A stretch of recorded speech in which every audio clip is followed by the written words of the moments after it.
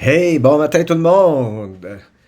Aujourd'hui, j'avais le goût de vous parler de l'importance pour un CEO de diriger ce qu'il y a ici, l'attitude de l'équipe de leadership.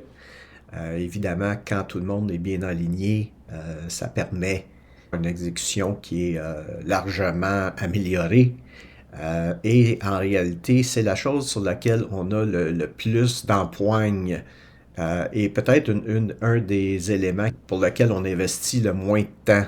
On se fie souvent sur le fait qu'on prenne des décisions puis que la machine doit exécuter.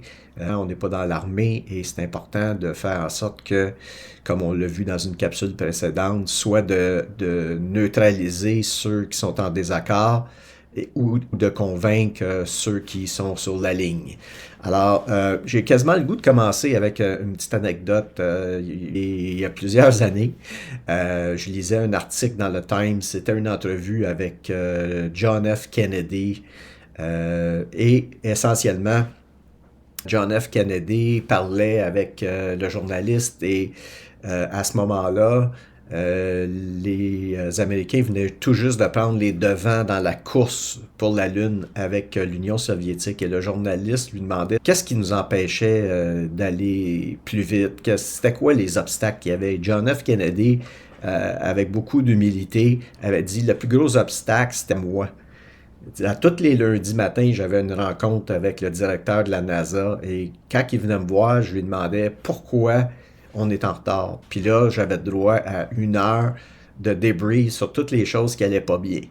Et à un moment donné, John F. Kennedy a dit, j'ai réalisé que c'était moi qui étais le problème, je posais pas la bonne question. Donc le lundi suivant, le directeur de la NASA revient et Kennedy lui demande, qu'est-ce que ça prendrait pour être les premiers à atterrir sur la Lune et gagner cette course contre l'URSS.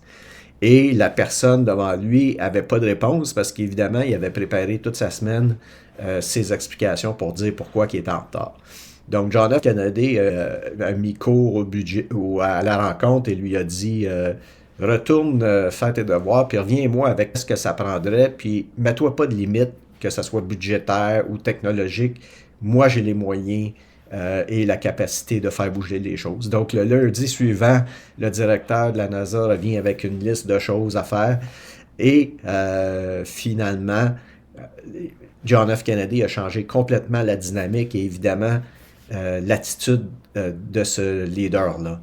Et qu'est-ce qui est arrivé? Malheureusement, John F. Kennedy n'a pas pu en être témoin, mais les Américains ont fini par battre les Russes dans la course vers la Lune. Et ça a été un moment historique, comme on sait.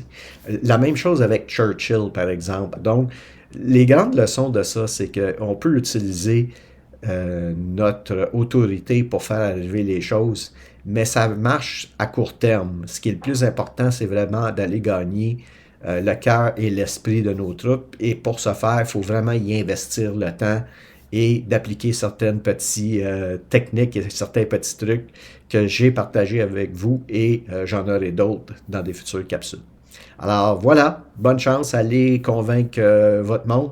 Si vous connaissez des entrepreneurs qui bénéficieraient de ces capsules, s'il vous plaît, partagez-les avec elles et eux et dans l'espoir que ça puisse les aider à accélérer leur croissance et à être moins stressés ce faisant. Merci. Bonne journée.